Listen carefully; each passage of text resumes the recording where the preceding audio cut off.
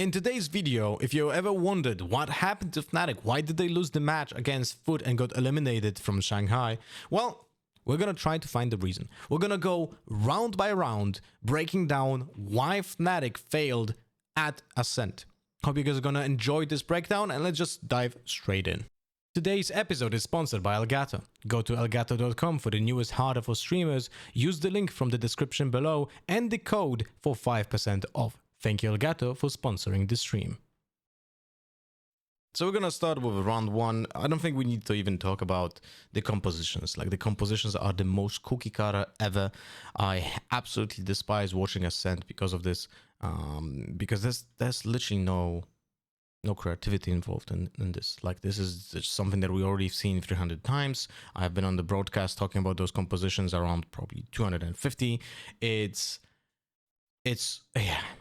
Let's just kick Ascent off the map pool. Anyway, let's focus on Fnatic here. We're not here to like digest what is exactly FUT doing. We want to find reasons why Fnatic is failing, right? So we're gonna watch that pistol round. Remember, Ascent is not the easiest map to play as an attack, because essentially the map has only 3 choke points, right? You have 1 choke point through B main, you have 1 choke point through mid, then the second choke point, like whatever you choose, and then you have 2 choke points essentially here. But this is all designed in a way that you have essentially only 3 choices: 1, 2, and 3.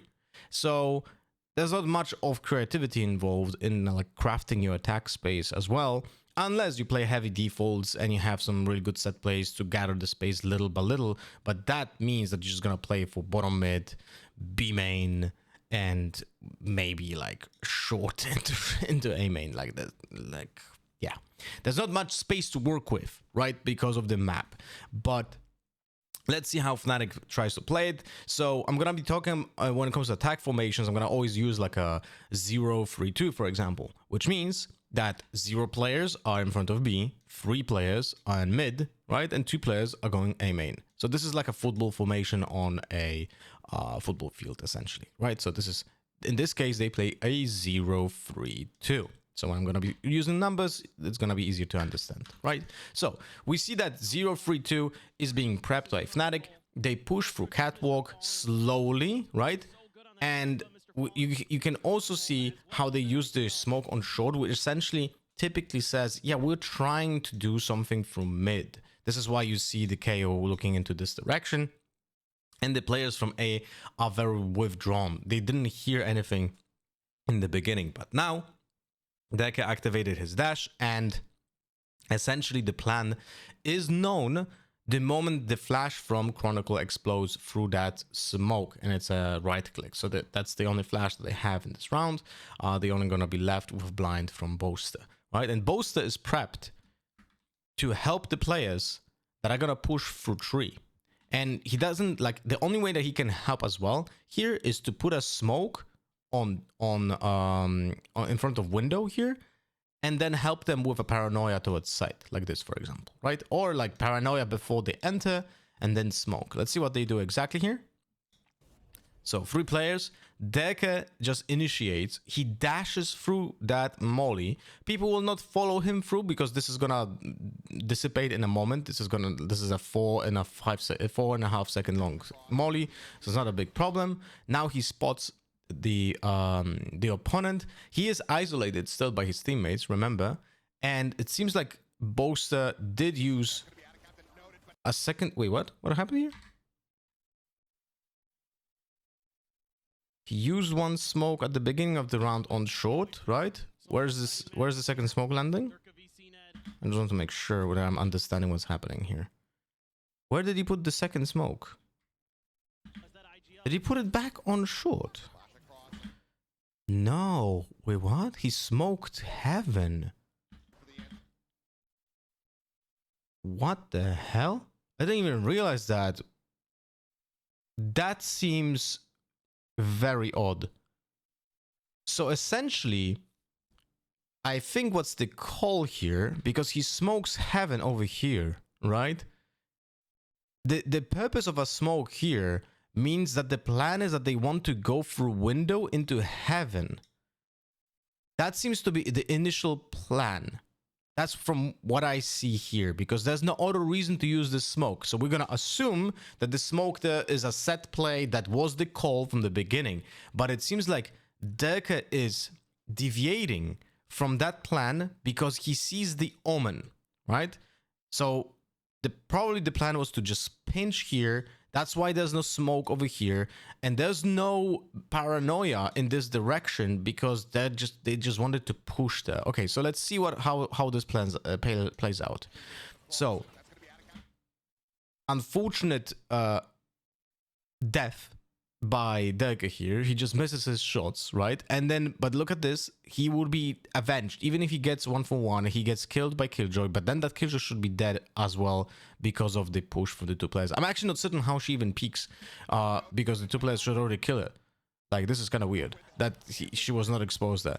And also, I'm really surprised that Boaster used his paranoia so late, but I'm assuming he's using his paranoia so late, right? Because, pay attention, Derke deviates from the plan because of this. I'm assuming he was meant to go... Wait, maybe... Did he miss his dash? No, he didn't miss his dash. Okay. But as I assume that if the plan would be to go into heaven, or like even just go here, that should be in a paranoia already towards this direction, right? But there's no paranoia from Boaster, so I'm not certain exactly what's happening here. But he seems to be using it after that Omen gets spotted. Now he equips the paranoia, as you can see. And he's using that paranoia, but it's already too late. The paranoia from the other Omen catches Alpha, and they are like kinda in a weird position. But now what happens is very important. Now it's a 4v2 because Fnatic suddenly gets 3 kills out of the blue. They get a kill on Sova through the smoke. The Omen was just out, you know. He was out there, non-lose position, very low HP, so he gets spammed. So it's a 4v2. They killed all the A players. So the rotation is definitely coming through, right? But at the same time, there's not much that you can do otherwise, right? But there's the hesitance. I think this is the moment when you can pinpoint what exactly is wrong with Fnatic, at least in this round. There seems to be miscommunication. You're gonna see Chronicle push towards A side, destroy the door, push towards A side, but the players from A main, they're not supporting him. Pay attention to how confident Chronicle is, but Alpha is doing something completely else, while his bots are not activated. So pay attention here. Those 2 bots are not activated. There's no reason for him to go back. So I'm gonna assume that Boaster called for rotation, right? Maybe even for spawn. And Chronicle didn't listen. That would be my assumption based on how Alpha moves around. Pay attention to Alpha right now. See?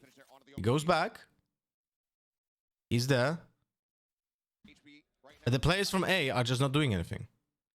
They never stepped foot into the actual site. And Chronicle just dies on site for no reason. So this is very, very weird. I don't know exactly... Like, it just looks like miscommunication or like actual misunderstanding of the call that was happening during this round. And now this is just a random fest. They spam the shots through the smoke to kinda make them think like Killjoy already rotated. And now this is just, yeah. I would say that the round 1 was decided the moment the Chronicle committed to the site and the other players didn't help him at all. Let's see what round 2 holds. So now let's watch round 2. It's almost a full eco. There are 4 classics on Fnatic and only 1 goes bought by Alpha. But what really annoys me here, and I'm going to talk a little bit about that because that's something that I see so many teams do, and there's literally no reason. It's always a misplay. And I'm not... Every single team does this to some degree, but it's even more upsetting when I see Fnatic does this. So when you're on a full eco, like here, you lose pistol round and you go into round 2 with the goal in mind that for round 3, right? For round 3, what you're gonna do... Oh, whoops. For round 3, what you're gonna do is you're gonna go full buy, right? Full buy for round 3. Now, if you have a full buy for round 3, you are aiming at having 3.3k for a rifle, and small shields. I don't know why I said SH as a small shield, but whatever.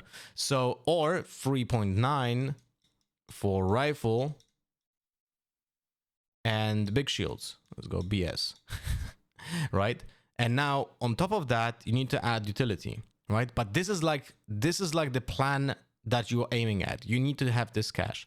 So if you have this cash secured, as your game shows you what is going to have next round, you can spend the cash on utility. So knowing how much cash you're going to have next round, you should buy the utility that you're going to use in round 3 already in round 2, right? So the utility from round 3 is going to be available in round 2, because if you don't use it, it's going to be transferred.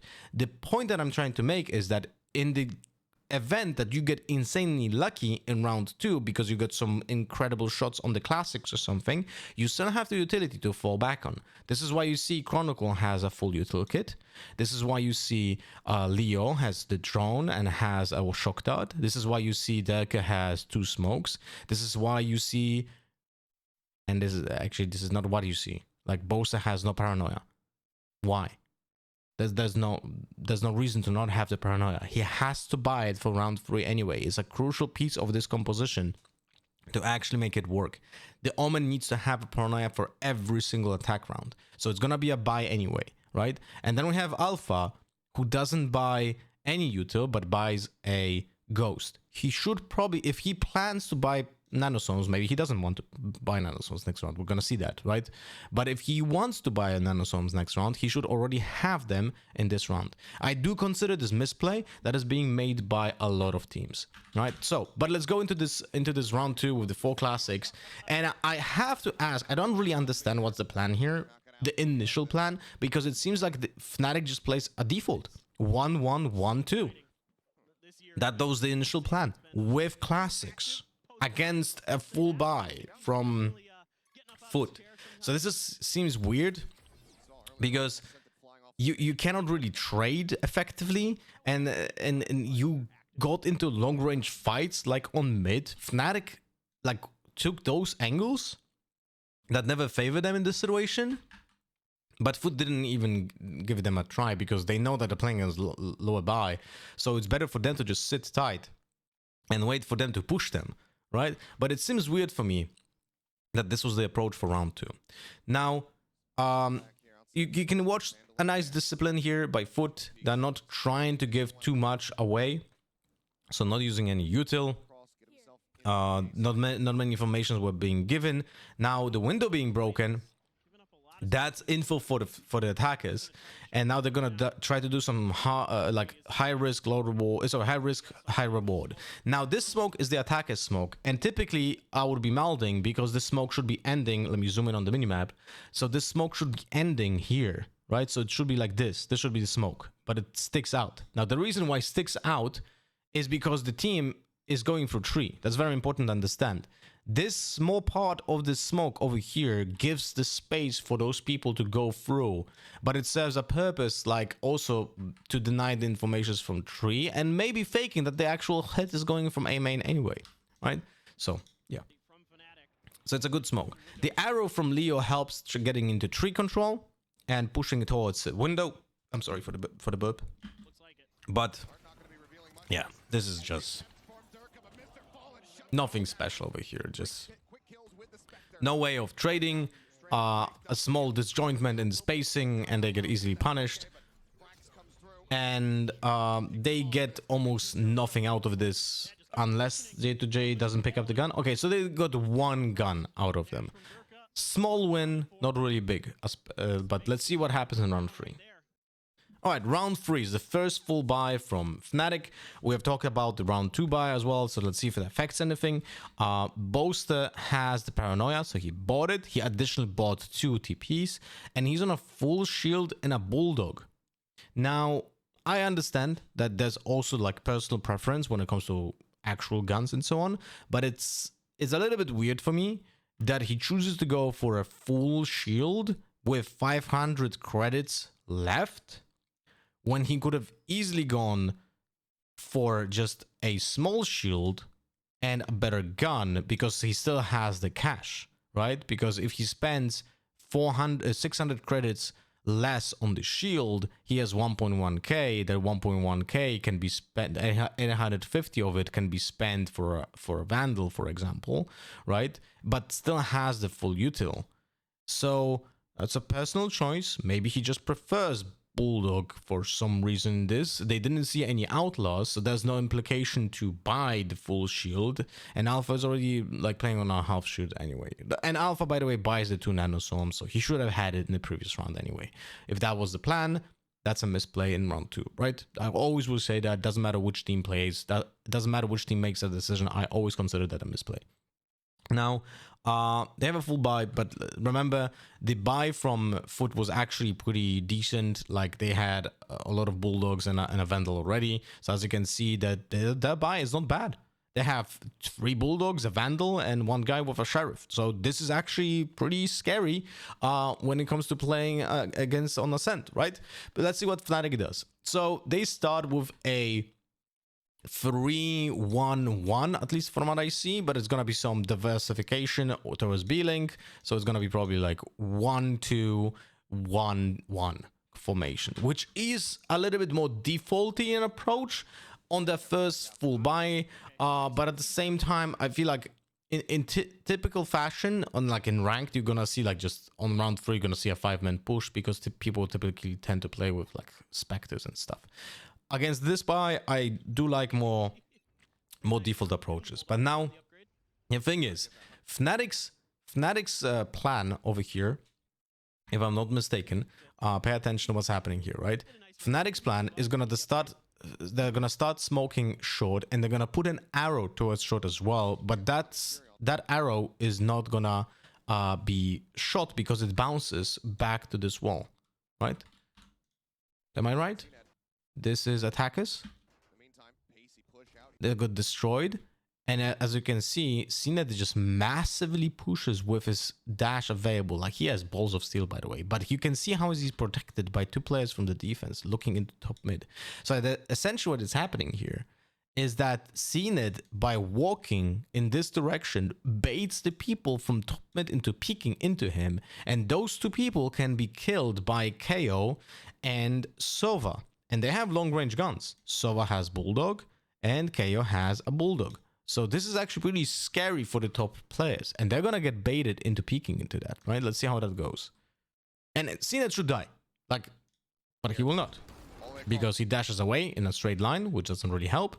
But the 2 players from top, like, they just shoot, miss, and they get on the heavy fire. Boaster's almost dead, Chronicle's almost dead, because those 2 players implicated heavy damage. But then Derka saves them by killing one of the players and taking the attention of the KO.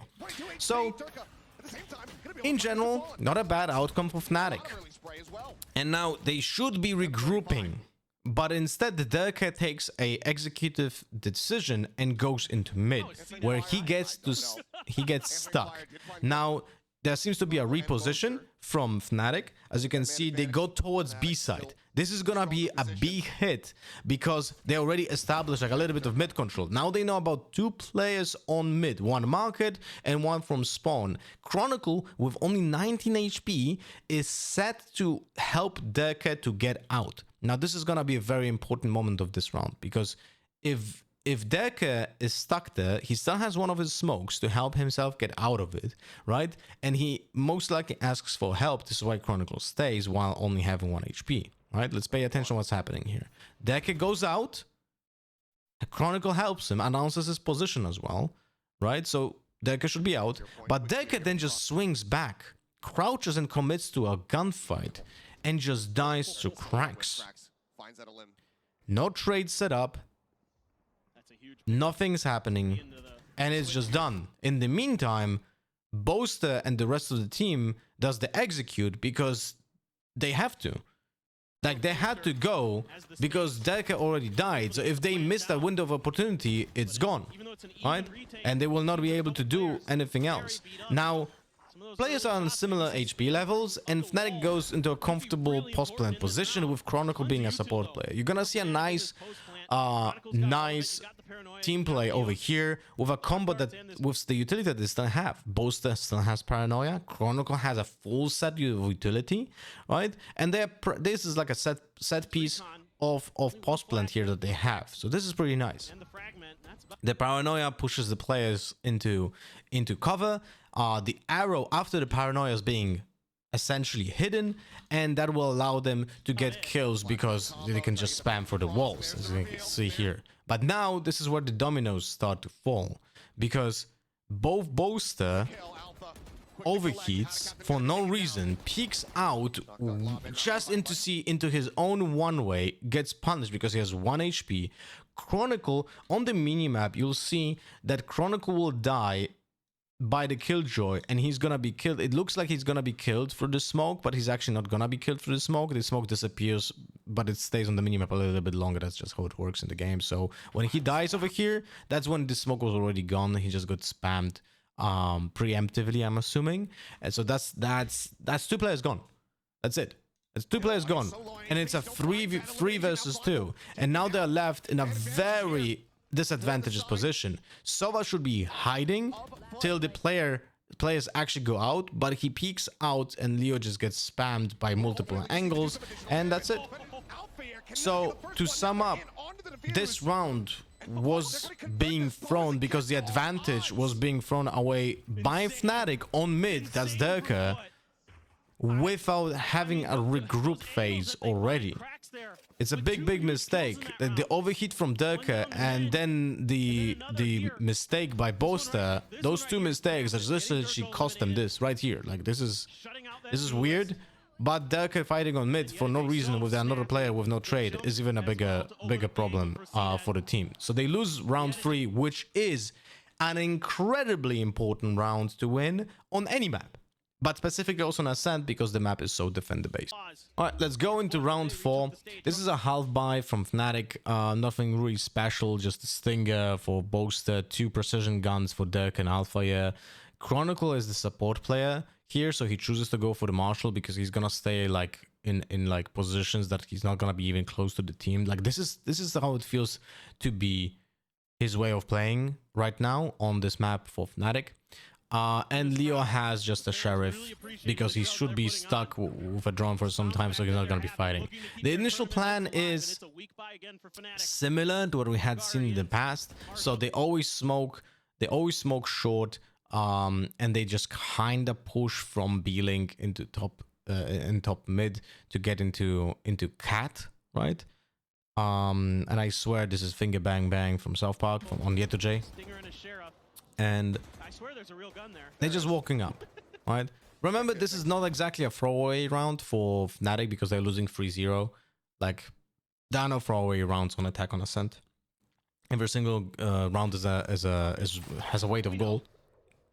So now Deka again is positioned in bottom mid. They know about Mr. Fallen repositioned from B to an A player, and you're gonna see Deka getting essentially supported into market. There's gonna be a KO flash in the background. You can see Chronicle currently equipping it. He's gonna throw it. There's the flash. They go into market. The turret is destroyed. Deka gets a headshot on them already, and they push into B side. Now that one way from CT kind of helps them, kind of don't, because they're like kind of waiting to actually get maybe a kill from CT. And the turret is, by the way, the dagger from KO on the defense right now turns off the turret. This is why CNET is currently flanking. But it's like, what I don't like here is that the one way from attackers literally didn't like allow them to push into lane. So the moments passed because they were trying to bait into someone to picking that and getting a kill instead of just pushing the players on site. There was a moment that passed, and that moment right now to crunch the players on site is gone. And now they're gonna be pinched. So the paranoia from Omen stops them from pushing site.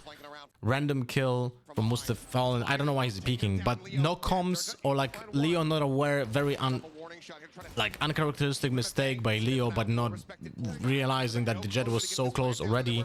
Right? Maybe he thought it's like mid, far away from the fountain. Some miscoms that the turret is turned off by Alpha, maybe. And the round is essentially gone. 15 seconds left. Hesitance by Fnatic again makes them lose a round. Remember, this is the way that the pistol round to some degree as well. Like, there was a moment when they should have gone in, but that moment passed and they're stuck.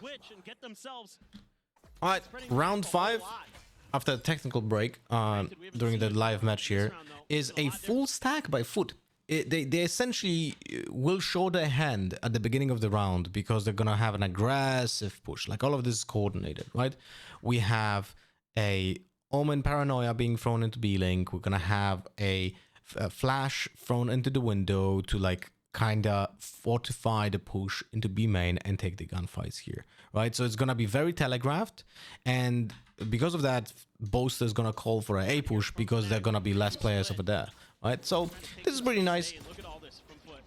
The smoke from on the spawn isolates the B-Link players, but Ada Captain kind of ends on mid, so he gives away the first blood. They lose the smokes, and yeah.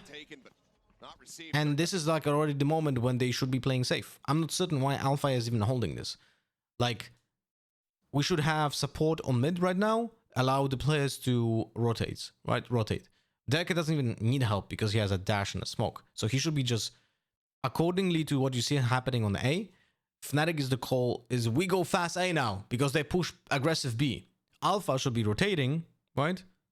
100%, not even holding this angle.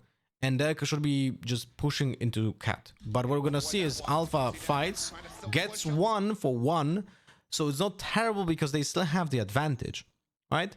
And now Derke is making that decision to go to his team. And that's the good decision. But what is this? No one knows. And I don't think I need to pinpoint a bad decision making here. Like, okay, you know that they are aggressively pushing B and there shouldn't be anyone on A, but running bunny hopping like this is just straight up trolling. So they get into a 3v3 post plant, so not an easy post plant at all to begin with. Leo has the Sova ultimate, so he plays safe, and he's gonna support the players when the retake is gonna happen. Now Krax is gonna use a his grenade to push players away from under heaven. This is a very important piece of utility. It's the only molly in the game that deals damage inside of the sphere that goes through walls. So what you can do is you can just throw it on top of anything here, right? And it will deal the damage on the people below. So it's a crucial piece of utility that allows you to retake the A area. It's gonna see like how it's being used, right? And that player right here is being like pushed away from his position. So CNED gets into a position to fight him, but then that ultimate kind of foils that plan. Boaster gets better of CNED. Leo gets the support. Boaster TPs for no reason, and some 1v1 for no reason as well, right? And Leo just bails them out in a 1v1. Nice decision making by Yeduj. I think it was necessary for him to get the half, because without a half he has a very small chance of winning this clutch. The only problem that I see with Yeduj's position is that he's actually taking the position on the left instead of taking position on the right, where Leo has to commit more. But it's, you know, he tapped it and held it, so he couldn't reposition without retapping. First round for Fnatic, but it's a throw anyway. Like, it should never be even this close. It seems like people are overconfident and like just swinging out and taking decisions on their own, which are not good decisions. Like Alpha getting one there. Imagine if Alpha doesn't get a kill here. He just gets swung by 2 players, which is telegraphed that it's gonna happen. Like, you can 100% expect that those 2 players are swinging.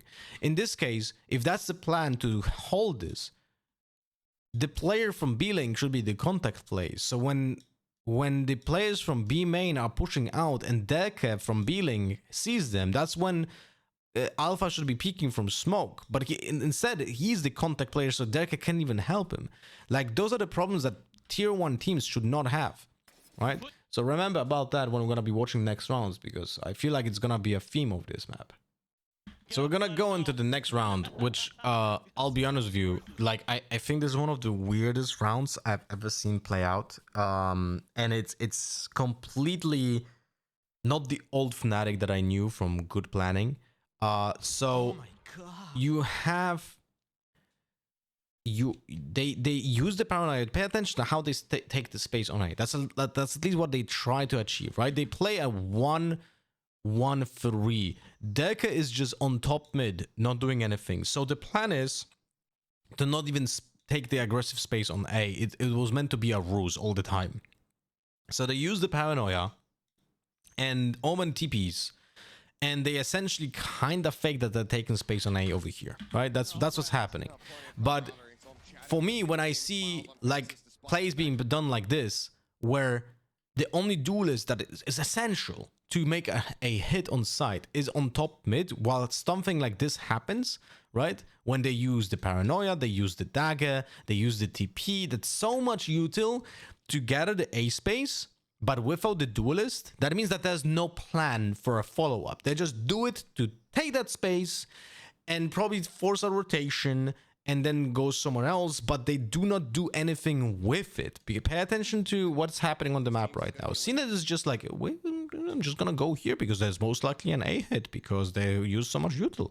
So I'm just gonna go here and look around. And he sees nothing. Like, he sees nothing because no one was controlling short peak. By that I mean Killjoy. Like, he hears someone checking top mid. The shock dart that Leo used, the lineup, I'm assuming that he used the lineup that you will see here from Sova, right? Right here, he looks into this direction, it bounces like and goes towards mid. I'm assuming it hits over here because it doesn't destroy the llama bot. So that's unfortunate, they didn't destroy the llama bot. But at the same time, all the util that they use on A now is useless because they just let that space go. It's very weird what is the plan right now, because it looks like Fnatic has no plan. So now they go rotate in front of B, but no Killjoy utility was destroyed. Boaster gets tagged. The opponents know about Omen with the ultimate, so they're like, it doesn't matter where on map he is, he can be always anywhere, right? Oh, by the way, I forgot to mention. So Delka is on his ultimate, but he doesn't choose to use it with a full shield and like a small gun or even no gun. I'm assuming because Krax is a good KO and he's also one away from the ultimate. So I don't think this is a mistake. I think this is a conscious choice, but at the same time, you're gonna be at some point in that choice anyway. So I wouldn't mind if Delka would have just gone for a Stinger ult in this case, if I would be like making the shots for the team. But at the same time, like this team seems to have no plan. So let's dive straight in, right? Nothing happening over here. And now there's going to be a crucial point in this entire round. CNET having mid control all over the place, like for 40 seconds, he's controlling mid, right? So they know it's, so the defense knows either A hit or B hit, like from mains. So you can see that's literally like 2 players A, 2 players B, they're not rotating. Killjoy didn't have still like the turret contact, the nanostorms are not broken, nothing is there. So B hit is like, it's gonna be delayed and the time is running away. But look at what's gonna happen right now with the KO dagger on the B main.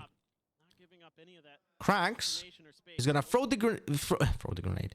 Is gonna throw the dagger and Leo gets tagged. So right now, from what I see on the minimap, right? Right now, what I see from the minimap is that Fnatic tries to fake an A hit because they put the Sova and the Killjoy towards B, right? So there are 2 plans for me.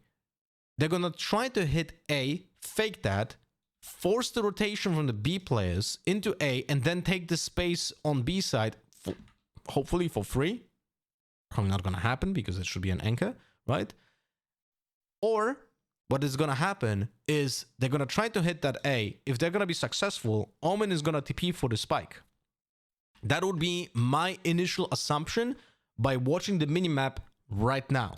So what happens next is weird because Leo gets tagged, essentially says the defender, tells the defenders, look, If Sova is in front of B, that is a B hit. Even though it could have been a bad read, because Sova is like the actual real hit, but the fake is going A, it's gonna not make the defenders from B rotate because of that, right? So now, Bosa just commits to the ultimate. What Bosa does is they change on the patch. He's gonna TP here and close the market and close the side doors, by the way. But Leo, while being tagged and exposed, he peeks out and just dies to the outlaw. Very uncharacteristic mistake by Leo. He's one of the best players on the planet who typically doesn't do mistakes like this, right? And he just throws essentially the spike out in the open, giving full info, and Bosta already used the ultimate for closing the doors, so they cannot pick up the spike. This is all over the place. Look at what's happening. Bosta is stuck. KO is like far away. Derke now commits to the site, and look at the players in the A main.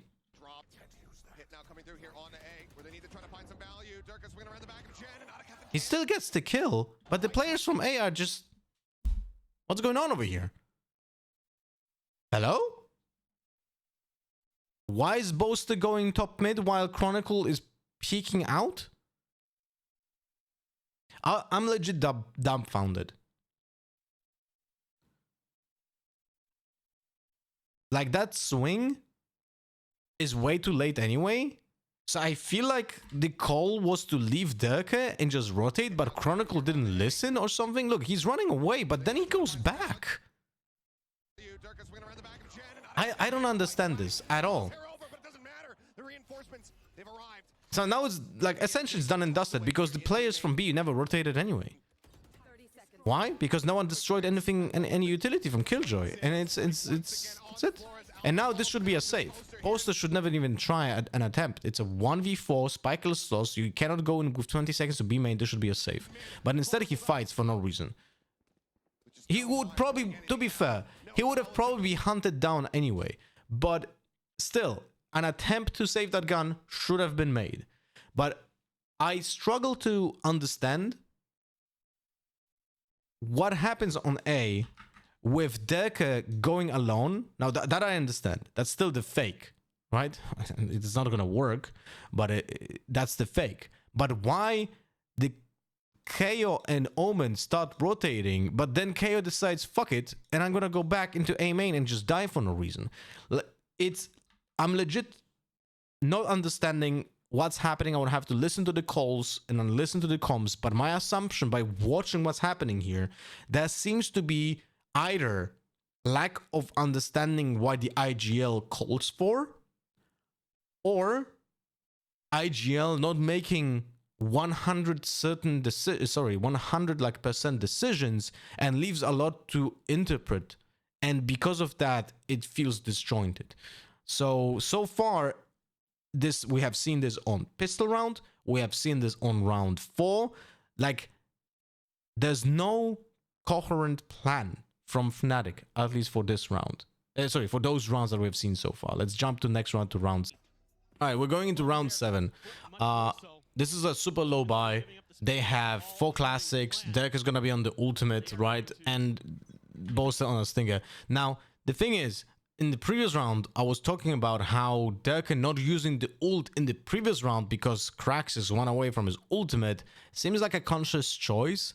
But at the same time, I said in the previous round that if he doesn't use the ult in the previous round, he's gonna be using it next round, and that means that most likely you're gonna be even in a worse position because Krax is gonna have the ultimate, and now it's gonna be the reality. Derke has the ult, Krax has the ult, so the moment that hit hits, Krax just presses the button and takes the gun away from Derke. Right, so that I do think that not using the ultimate in the previous round is a mistake. Obviously, I'm going to be proven wrong because they're going to win this round. But I in general, the thrifty is going to happen here. But there's no way that we should consider this round being a good round. What's going to happen here is that we're going to have a huge commitment towards this round from Fnatic. They also had a timeout before this round to make a plan on a low buy, which is kind of weird for me. Like, I'm not certain, like, at this point, you should be even, like, considering those rounds. But obviously, it's going to be a good decision because they're going to win it. So they're going to gather the space on mid like they typically did in the rounds before. But this time they use a bottom mid smoke. So they're going to, like, slowly go towards B. Gonna slowly get the space with the Sova drone, something that we only seen once before. Destroy the Killjoy utility, which is important, and get the ultimate from Killjoy. And this is something that I don't understand right here. Like, what's gonna happen here is they're gonna commit to the ultimate from Killjoy on a round when they have essentially only one gun. They take the space on mid. The KO dagger checks that there's no one in market, right? And they commit to the ultimate. I really struggle to understand why would you do this with this kind of equipment, right? The one way from market doesn't allow the dagger to go through. But remember that KO popped his ultimate as well, so you cannot even, like, dagger doesn't even go in. This is just B main players. This is just 3 players against 3 players, and Alpha Air gets 1 kill. They cannot rest because of the Killjoy ultimate, right? And Chronicle with a classic just goes out. Trying to cover this body, make sure that they cannot get the res here. Onyx can't bring him back into play. Swing out of the smoke, though. See that spotting one. Paranoia from Boast is incredibly important here, and Derka just gets 2 kills with Paranoia. Sorry, with the ultimate when he was already late to everything, right? 15 seconds, totally balanced ultimate, and it's a 1v3. And then they still almost lose it, but they get the ultimate from Mr. Fallen, right? But it's still a 1v2 that could have been lost. And again, as an analyst, I understand they won this round, but none of those decision making that was happening here, in my eyes, was logical. Fnatic committed to a big ultimate, to 2 big ultimates on a lower buy that had a very small chance at succeeding, specifically because the plan was foiled in the first place because the KO ultimate didn't allow Derka to go through with the rest of the team. If Alpha Air doesn't hit the shot on KO there, everything is wasted. They essentially just got bailed out by Derka being late, killing 3 players. The entire push was just full commitment, and they just got lucky in this round. And it's a round that you will not repeat. If you play out this round exactly the same way at the beginning, 10 times, 9 times the defenders win. This is the one time when the defenders lose. Alright, we go into the next round after that Thrifty from Fnatic. Now, the plan here is essentially 0-1-0. So this looks like a potential push if they get lucky with an opener, or just reposition because Boaster is just holding the flank, right? Hunter's Fury, that was round over for Fnatic, but they were proactive on it. Now, the crucial piece of utility on the defenders here is that KO dagger. It gets hit on 3. So this is gonna be interesting, like, this is gonna have an interesting correlation with the movement on the defenders now. This is one of the rounds when I'm gonna say that FUT is making some very crucial mistakes that should cost them the round, but they actually do not, because they get, you know, a little bit of luck. So, right here, FUT gets info about 3 crucial players with the KO dagger. That is the Killjoy, Sova, and Jet. When you see those 3 guys, specifically Jet and Sova being tagged, that tells you that the A should maybe have only 1 player or 0 players in front of it. Sova is reconfirming the information with the drone from short and gets a visual on 2 players minimum, maybe even 3. Let's see if he sees Deka. He didn't see Deka, but he saw 2 players, right? So now you see this, there are pings happening for a potential push with a player from top mid, right? Or maybe just walk out from defenders, but I wouldn't say so because you're gonna get exposed into multiple players, so you don't want to do that. But FUT wants to try to get space, so they commit into a main play. Now, why do I consider this a mistake by FUT? We're not going to talk too much about it because it's the Fnatic VoD review, not FUT. But if you see multiple players in front of B and then the hit freezes, there's nothing happening right now on B. No utility, no footsteps, no anything. They seen the inferior rotation towards the spawn. Peeking into A main here might be a death sentence because you might be peeking into multiple players. So players retaking the space over here on A, I do consider a mistake. It's the moment that you should not be peeking right here. And I would be right if Fnatic would have been a little bit more aware. But Leo is trying to make a lineup, so he looks into a wall. I don't know what's happening with him. Like, he apparently had food poisoning, but this is like the second uncharacteristic mistake. Also, why is Boaster not looking into A main? Most likely because he's smoking, right? Was he? Let me check. Up now. You can see Ned's hands. Because... Wait, no, he's just behind the wall. He must be calling. So now... That's another thing that should never be happening here. Like, right here, when Leo goes into to make a lineup, the players that are top mid, some of them, or at least one, should be looking into this direction because he's the first angle of contact to make sure that this player doesn't die for free. I know, inside Harry. No, it's not. That's just how it should look. That's literally like the combat tactics. When you go into retake into space, left guy looks into right side, right guy looks into left side.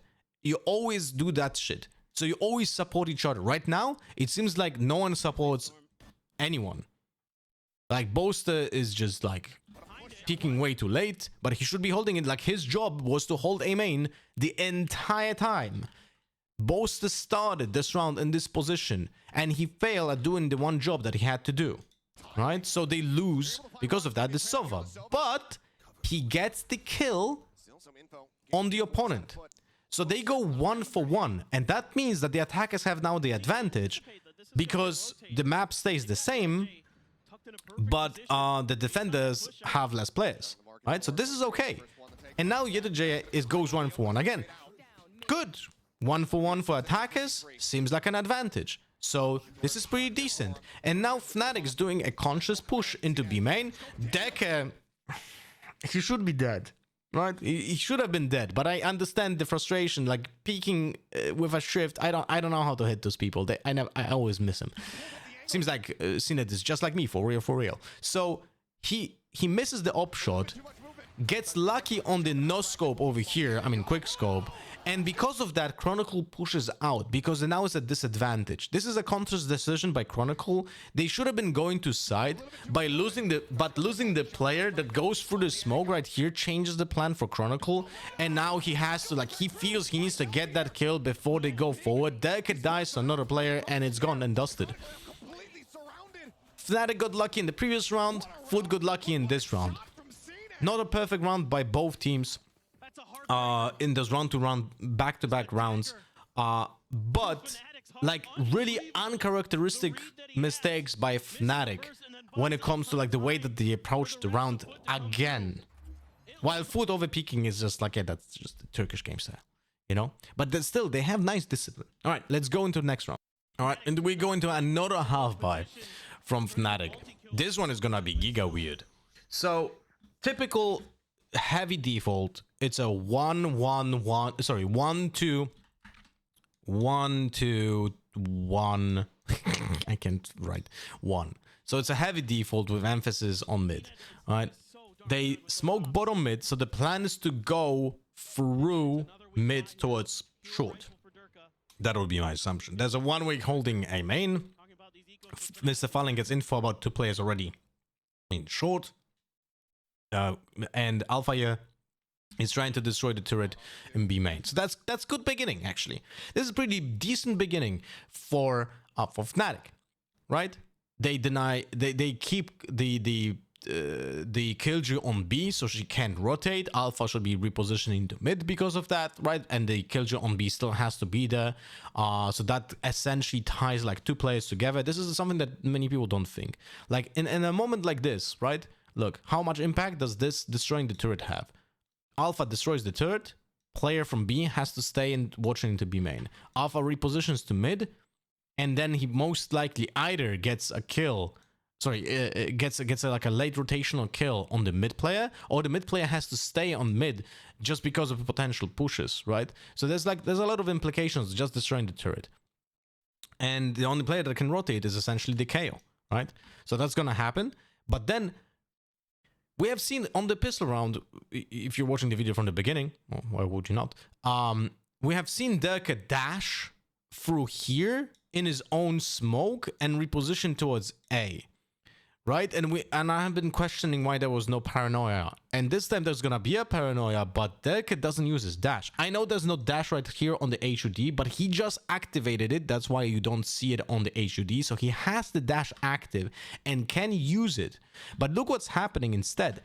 Derke just walks out.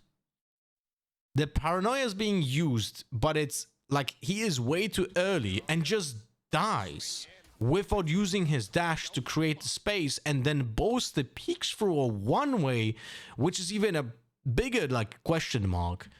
It's like, what's going on over here? No one understands what's going on, and they just all die. Like, those are the kind of mistakes that you'd expect from a brand new team or like a team playing with a sub. Not a former tier 1 team that was winning championship titles. Like, this is really awkward to watch. And this is like the second time with Derke being kinda committed, kinda not. One time he bunny hopped around on short, just died. The other time he overcommitted to mid, died. This time he just steps out and dies. Like, it's very uncharacteristic to his potential form, because we have seen Derke actually learn a lot during his tenure on Fnatic and stop being like this ranked player that overpeaks everything, but actually play with the support utility that he gets. But I don't know. It seems like Fnatic is regressing. We go straight into the next round. And this is going to be a repetition of the previous plan. So it's going to be a 1-2-1-1, right? With a emphasis on mid control. At you. And into a short push. Now, the crucial difference in this round is going to be that FUT repositioned the anchors. So right now, CNED is the B anchor with the operator, right? So he's the lethal Killjoy turret. And Killjoy is playing on A. And Fnatic doesn't have that info, and it will not have that info for a long time. Now, Alpha here is very safe, right? I'm not certain why he's even like doing this knife shoulder peek when there's a turret watching it. I don't get it. It's completely unnecessary, right? But they look like they're trying to like get some space or like informations from the A. Leo is playing on the bottom mid area, and he's prepped to use a lineup for mid. If I'm not mistaken, no, he didn't use a shock dart. Okay, so he got, wait, why are they pinging him? Didn't you make noise from here? Because the attackers, sorry, no, that's the attacker ping. Never mind, I'm stupid. So Boaster uses the smoke to help the tree push, and we're gonna see the repetition of what happened before. But this time there's a pop flash. Right here that Chronicle is using. By the way, if you want to learn this pop flash, go to my Twitch chat and just type in lineups. You're gonna have a playlist with this with a 30 seconds video about how to learn this lineup. So Attack Captain knows that this is gonna happen and plays an anti-flash, peeks out when the flash is exploding, right? And now the Killjoy is being known. So Fnatic is like, okay, they swapped out the Killjoy. We might reconsider. So Sova is legit just taking the space on B, and they fake a B push, which forces a little bit of a rotation.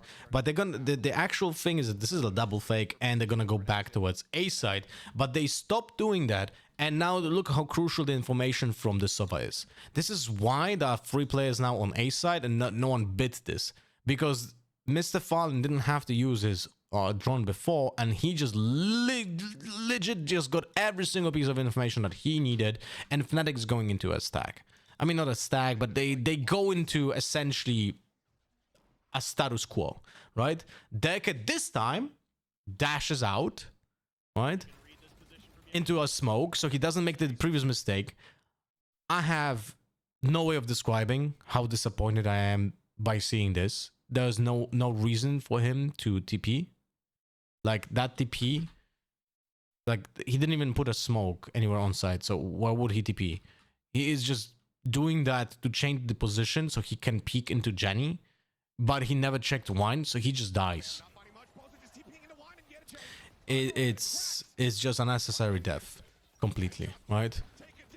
And then it's just a gunfight, good trades by Alpha, but it's still a 3v2, and essentially they are committed because they lost so much time already in the previous stages of this round that it doesn't matter what they do, they have to go towards A, and the A players have an advantage in knowing exactly where they're coming from, and they can use their hardware, superior like secondary weapons as well towards the advantage. Like, it seems like in this round Fnatic wanted to erase the mistakes from the round before, so they do the same plan, right, that was foiled before, but they changed it because there was a reposition of Killjoy utility from FUT, but then they changed their mind, go back into the A, but they run out of time, so they have to commit even though they're kind of losing, and they don't have the time and space to actually correct any other mistakes.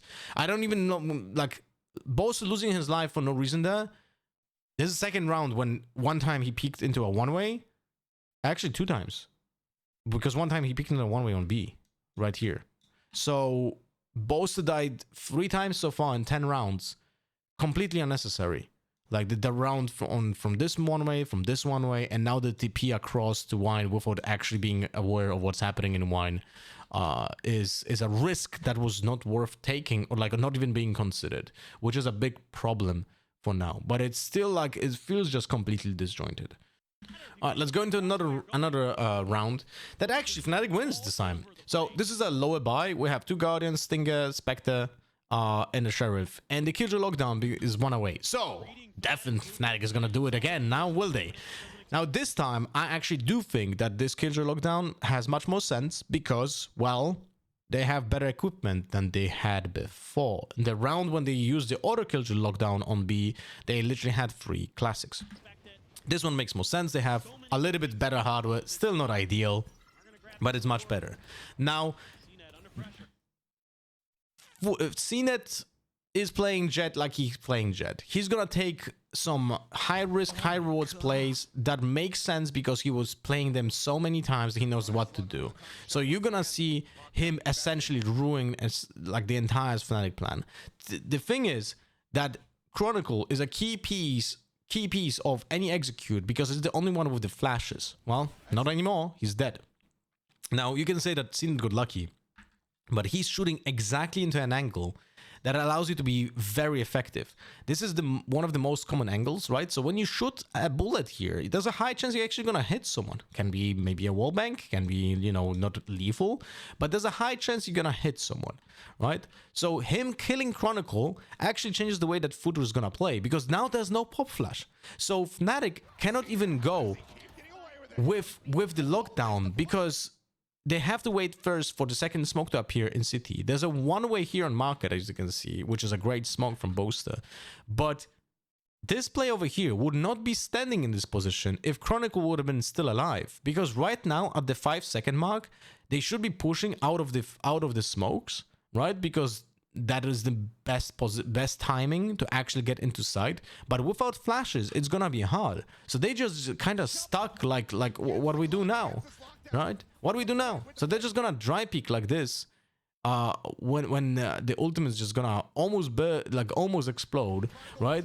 CNET just gets another insane kill, and they get into post plant. But it's a 5v3, and it should never been won by Fnatic. Like again, CNET with the insane openings and completely discombobulates Fnatic. Boaster is stuck in B main. He uses a smoke to connect B main with lane. Right, this. You can learn about the smoke in exclamation mark compendium, by the way. Go to my Twitch chat, go to compendium, and go to Ascent smokes, and you can see one-way smokes executes. This is the smoke that I'm talking about. This is the one that connects lane and B main, which allows you to go into lane, but it's being read by CNET, who's just standing there with a shotgun in form of an operator. So he's gonna get a kill on Boaster in a moment. But right here, just gonna get like incredibly insane shots from Derke.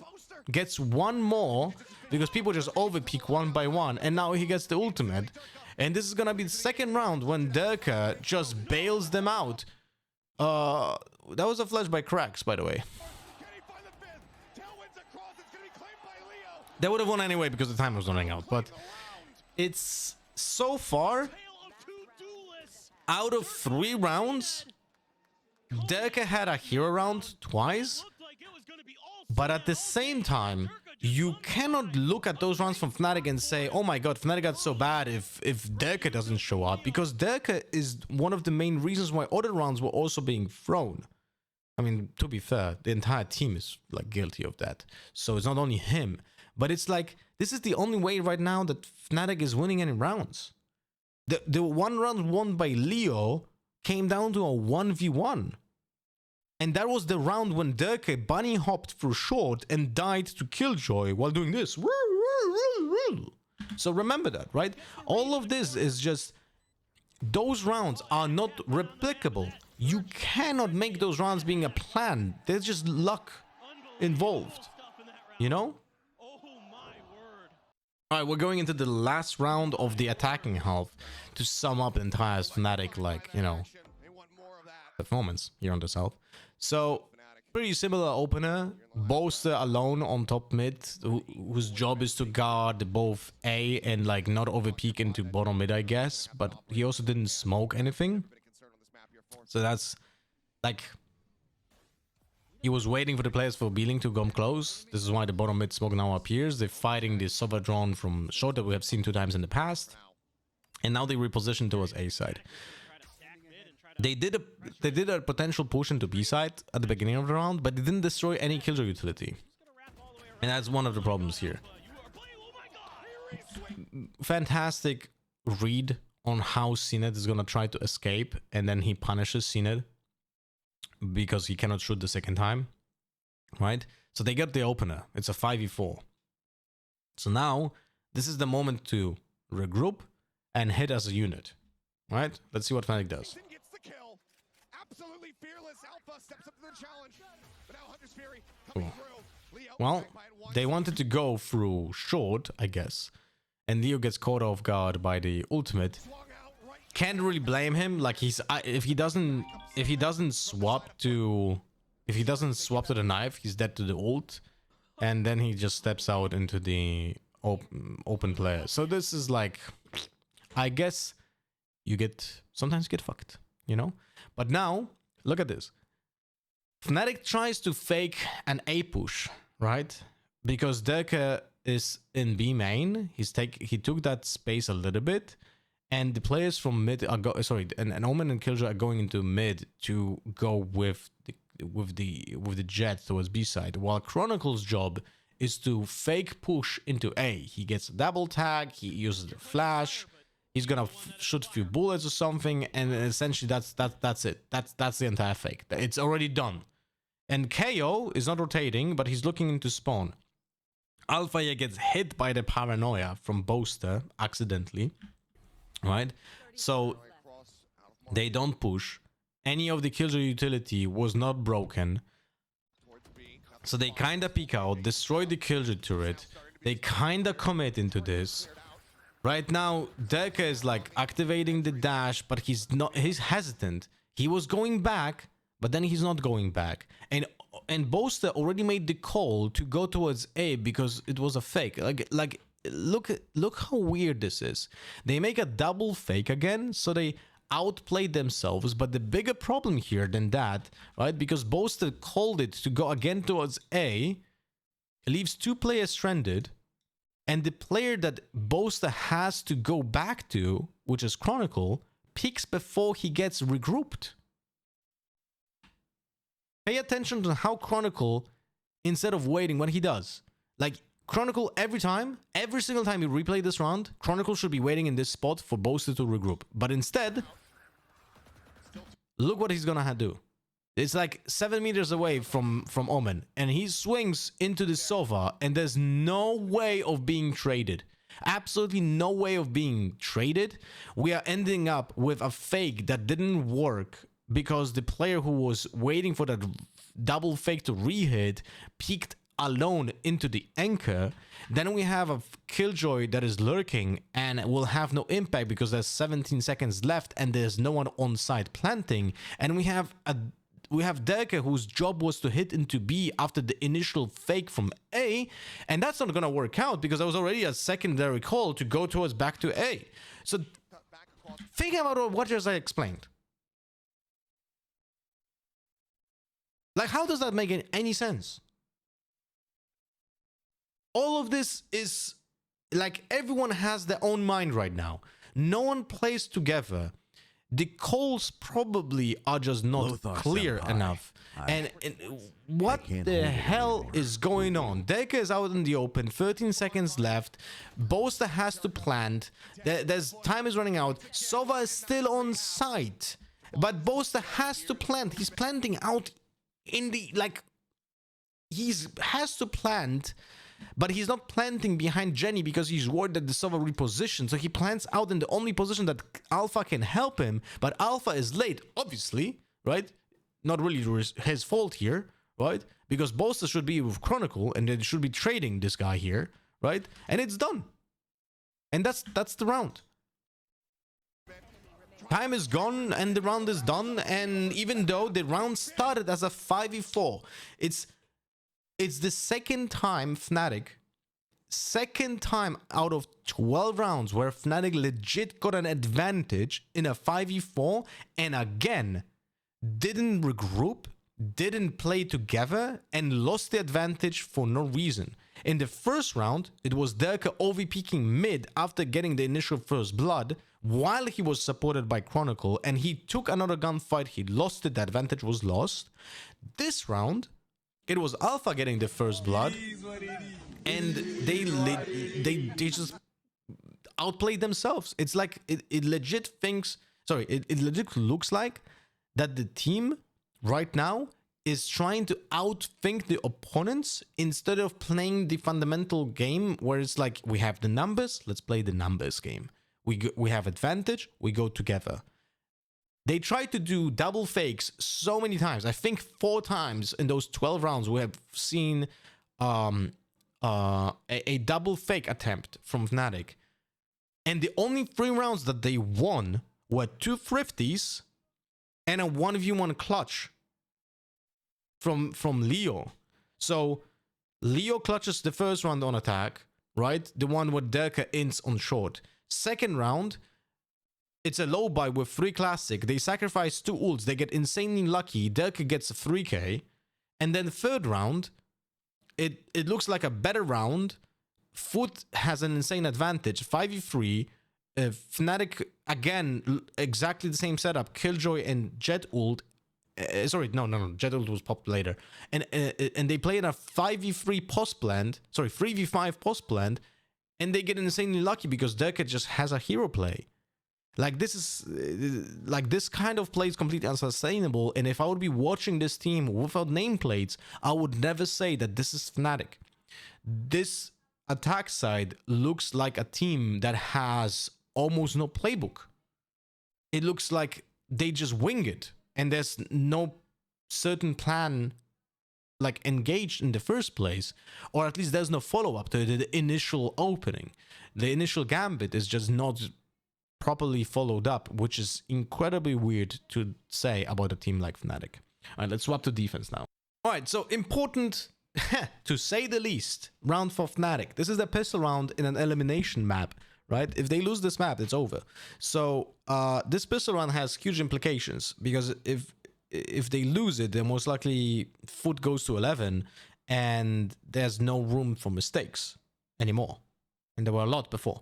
So let's see what's the plan for Fnatic here in the pistol round. They have Killjoy on A, one Nano Swarm, and they have like a heavy short presence, heavy mid presence, right? So FUT on the other side, Yeah, the desk is right. I think this lineup is missed, by the way. This is like a fake B push because of the Sova like commitment to the utility. But it's kind of funny. Kind of funny how this arrow kind of misses the mark because it doesn't really like do anything. The only thing that it should show is a player that is like here, here, and here, but there's a smoke. So this arrow is definitely missed. And now because of that, Derek still has the full information because he wasn't spotted. I'm assuming this arrow should have lined up somewhere here, so it like it discovers all of this, but it doesn't. That wasn't a penis. So now That Fnatic has had. They the forced smoke here on market again. also kind of allows to like fake that potential B split, This pivotal pistol but round. they go into short. And now this is a mystery to me. Like, to some degree, I understand why Chronicle stands in that position right here. Look, the position from Chronicle over here looks okay because he's baiting for the Killjoy, but at the same time, this turret could be the contact play for short as well. But then the Killjoy cannot stand in this corner because if the Killjoy is being checked by someone in this corner, then this turret doesn't really help. So Chronicle has to stand in this position, but not maybe exactly that open. But he's standing completely out in the open. And because of that, he's the first blood. He just get domed in that pixel right here, as you can see, right? If they stay in this event or not. It's kind of a very high risk. Like he got, wow, that's through a wall actually. So he's not even standing there. Yeah, look. So, okay, never mind. I thought he's holding it, but he's not holding it. He's kind of like dodgy to try. Oh shit! Sorry, my bad. I wanted to show you this. So he's kind of like dodgy in this position to bait for Killjoy, but he gets domed through the wall right here. Right, you can see him like shoulder peek this, but then gets killed through a wall because Cena just saw his shoulder and just shoots it one time. So he's getting a little bit unlucky, and I understand the setup, but at the same time, it's like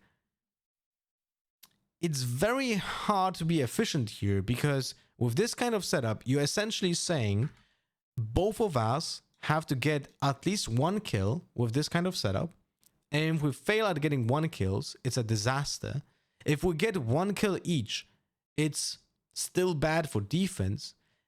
If we get overall 3 kills for 2 deaths, then we're on an upside. So committing alpha to this position feels like already a very risky and maybe unnecessary decision, but I understand the setup. They just get a little bit unlucky on that Chronicle position, Cena gets another kill, and that's about it. And now it's a 3v5. Mr. Fallon has a fantastic lurk because he was put into a position where he benefits from all of that because there's no Killjoy on B, which I don't know if it was a read or not, but he benefits from that. He's allowed to lurk. Now, Boaster gets a little bit unlucky here as well. Like, this should have been a kill. He spams the classic really fast. The classic sometimes goes array. His cross is not exactly on the head, right? And he crouches a little bit too late, but yeah. Unlucky, I guess. But the round is almost already decided, right? Like this, it's so hard to get out of this pickle that they were put into at the begin with, right? They are never aware about Mr. Fallon look and insta trades by FUT. So the round is decided. Like, even if Boaster gets that kill on Killjoy, Great prep work on this pistol round, reading the positions of Fnatic so nicely. it doesn't really change much. It would have been a higher probability of winning this round, but all of this just gets ripped apart by the short push that was really efficient by FUT. Now, I wouldn't say that this is like a obvious like mistakes here by Fnatic. It sometimes just the pistol rounds just work that way. It's just the way it works. You know, pistol rounds are more random than other rounds because you have less utility and lower HP, so you get unlucky a little bit like this. So Fnatic doesn't decide to force. It's hard to force on defense when you have not much cash. So the only person that buys that actually, I think, is Leo. with a stinger. Everyone else is just like on classic and one sheriff on alpha. So they put some spams for the initial wall. Nothing happens. Rounds like I'll be honest with you, those are the rounds where you put a lot of like potential stacks on defense. Like you take the risks, you leave some sides open, you try to just get lucky a little bit. And you can see that the initial defense from Fnatic is being now rotated towards B. Now Atta Captain in B main could have had rotation from Leo because he started running in this spot and then he runs towards B. Sorry, towards A. So that could have been had, but the killjoy was not being had. So the rotation is not full. Like the information, at least for the attackers, is not full. So there's no absolute way of knowing what exactly is happening with the defenders. But FUT is playing it very safe, very, very slow. They're trying not to overcommit into the lower buy from Fnatic and not to walk into a trap. So they make an assumption, they go through mid, and they make the good decision of going to be in an open site. Now, no, I don't think there's a reason to 100% be certain that this is the side that you want to hit. As I said, the only thing that we could have heard was Sova rotating, so maybe someone is still on side, at least maybe one player would be still on side, but they get the side for free. Now, I don't have a problem with either FUT or Fnatic. FUT is playing well disciplined, Fnatic is just taking a gamble, that's normal and fine. But what I do have a problem with is what you're gonna see now on mid. How much do you want to invest in this? I mean, Fnatic is gonna have 4 players on mid. Now, the fundamental rules tell you is that as a team, you should be close to your teammates. The spacing should be close so you can trade your teammates. Now, pay attention to how Fnatic is going to play this. try to play a little push and pull. 4 players on mid. Boaster peaks alone. Dies with no trades. Not even attempts at trading. Leo just walks in. No trades. No one even is ready to go with him. Now Derka is the next one. He dashes away. Now Alpha is the next one. No trades. Again, another one. The Etui is just taking the piss out of him right now because they know this is just done and dusted. The team is done. They peak one by one. 4 players on mid. Not a single double peak. Not a single attempt at trade. Actually, 5 players on mid. Not a single attempt on playing this together. This tells you the state of the team. Their mental is broken. They don't communicate. They don't tell what they're gonna do. Everyone is just in their own heads, and it's like, yeah, I'm gonna try to do something here, or I fail because obviously I'm not being set up for success. The entire team is just playing five players are just playing completely separately. So this is do or die for Fnatic. The first full buy on defense, and it's an operator for Derka, so there's a lot of pressure on him to perform because he cannot play retakes, right? Like you can't really play retake with an op. Your job is to be an anchor or just be an aggressor on the first like initial positioning on the map, like the first opening, first like cycle, which is the 40 seconds. You're essentially trying to try to get a first blood somewhere on the side, or just an anchor. Sorry. So on one of the lanes, or you just play an anchor with an op. And in this case, he's just holding them one way, which is very weird for me. Like, if you do a one way for B-Link, why on earth are you watching it with an operator? Like, you don't expect anyone to go through this. So why are you holding them one way instead of holding something else? For me, it feels like there's some misconception on how to utilize the operator with this particular smoke setup, or the smoke is just not communicated on what it's gonna achieve, and it feels like a waste for me. Like, this is a waste of the operator potential this round because you're not holding it. Like you're just not having any impact. And now FUT is aware that there was potentially someone holding from bottom mid because of the one way, right? So they smoke it off instead of dry peeking, and they deny another value from the operator. So now the operator goes into A and holds A main. So he plays the anchor role in this case, right? Trying to see if they can get some damage done, clear the bot. Yeah, incredible like importance in destroying that bot, and you can see how afraid Fnatic are playing right now. The moment something happens in market, players are running away, right? You see how Killjoy and Sova reposition backside, and this is gonna be like, this is kind of insane, and I don't think you can blame another like player about that. Alfire is gonna start spamming from backside over here. He's gonna start spamming through the wall to hit someone in market, but you will see Mr. Fallen see the bullet trajectory and you're gonna shoot him back and kill him in backside through the wall.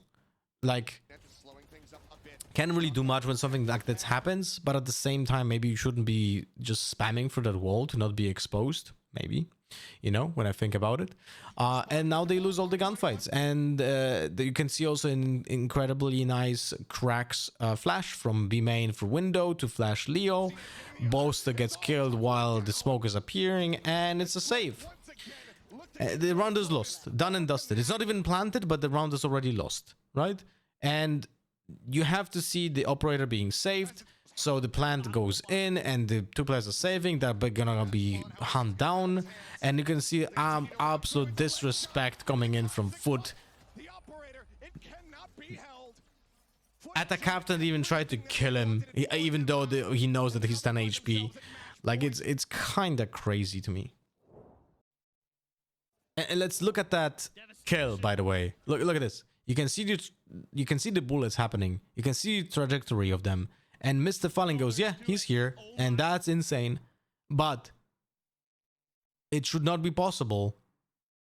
It should not be possible if Killjoy didn't shoot from that angle. Right? That's it.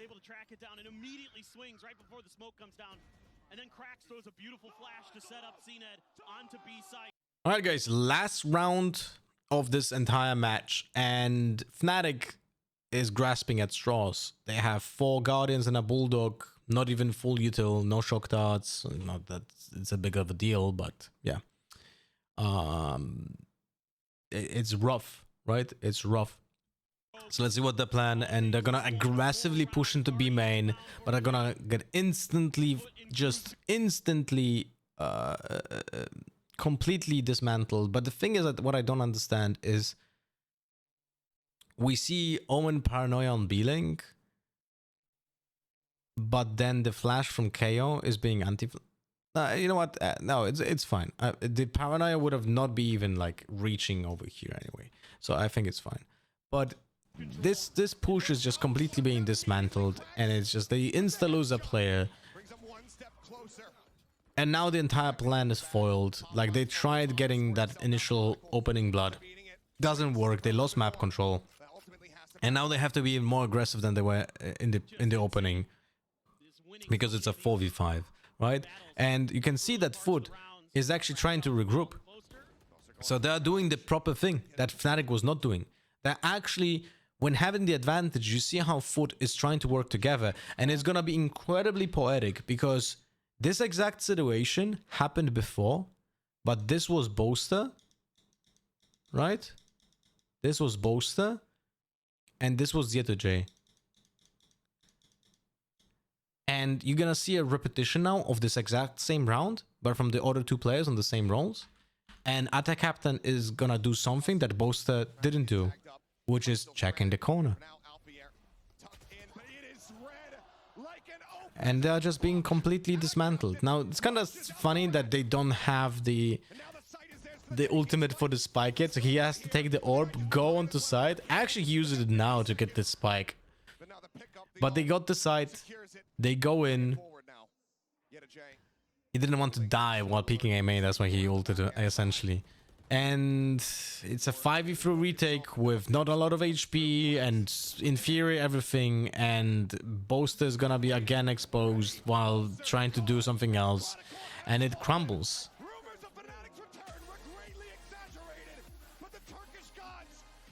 So, what did we learn? All the attack rounds, when we make a summary, the only 3 rounds that were won were 2 hero rounds by Durka and 1 1v1 clutch by Leo in a round when it was a 4v3, but it came down to a 1v1 because of individual mistakes. I think the main reason why Fnatic failed at this map and because of that lost the entire match is because the attack was not coordinated. And it feels so weird to say, but Fnatic looks like they have very bad fundamentals, very bad spacing between players, bad synergy and understanding of timings on their own executes and own utility. And players are playing on an autopilot. That's even, I think this is the biggest offender. Players playing on an autopilot, they look like they over communicate because they are just so invested into, like, they want to just be good, and we see players just over communicate and make simple mistakes. That would be my assumption without, like, you know, knowing exact reason for. Like we have seen the Boaster TP on A main and get killed from Wine for no reason. We see Delke bunny hopping through short with a knife out. Like, like those stuff should not be happening. Those are simple mistakes that cost big time. The entire team is losing rounds because of those simple mistakes, because you lose advantages. But one of the biggest offenders that I think is happening with Fnatic right now is not even playing the absolute bare minimum that you should be doing on attack, which is, if you get an advantage as an attacker, you should regroup and go work as a team, because you have now the numbers advantage. So if you trade now, you always win. Think about it this way. If we get into a 5v4 and now we go all together towards one side, if we go 1-for-1, we always go on top because we have one player more, right? So we just have to be together and trade and try not to get unlucky with some random sprays and shit like that. Fnatic is not doing that. Fnatic had on attack 2 rounds when they had a 5v4 advantage, and in both of those rounds they didn't regroup. They made a lot of fakes, double fakes that never worked and were always disjointed, left players stranded, players overpeaked. Like pistol round, not sure if that was a long time ago when we talked about it, but the pistol round on attack, Chronicle went to site, 2 players from A main didn't do shit, and they left him standing there and dying for no reason. Then they re-peek way too late to not trade, essentially peeking 1 by 1. It literally looks like a ranked match. And from at least Fnatic's perspective, FUT was playing pretty good, I would say. So what is the consensus? Because the players are top tier caliber level. We already know that. Fnatic players are incredibly gifted. Boaster, in my eyes, I would still say he's a top IGL, but it seems like the team is not working together to achieve one goal. So I don't, like, many people say, oh yeah, this is the time to kick people and just make a new team. I don't think so. I think there are simple things that need to be fixed, and that's discipline. You know, that's discipline and working together on the basic stuff. Go back to basics. Don't do complicated utility set pieces, and just go back to basics. Go work on the fundamentals. Go work on the spacing between players. Go work on trading, because that's what seems to be failing. And then the second thing is, and without knowing the comms, I'm not certain about that, but I do think that there's either too many cooks in the kitchen while calling on during mid rounding, or the calls from Boaster, if he's only the one calling, are just not, like, confident. And he's double guessing himself too much, which does cost the teams the rounds. So it's either miscommunication and too many people talking and too many people wanted to do a decision, or it's just one person that tries to make a decision but is not confident in his decision, and it ends up in players not understanding what to do and just looking like goofballs all over the map. So all in all, I hope you guys enjoyed this breakdown on why Fnatic failed at winning Ascent against FUT, and let me know in the comments if this is a content you enjoy.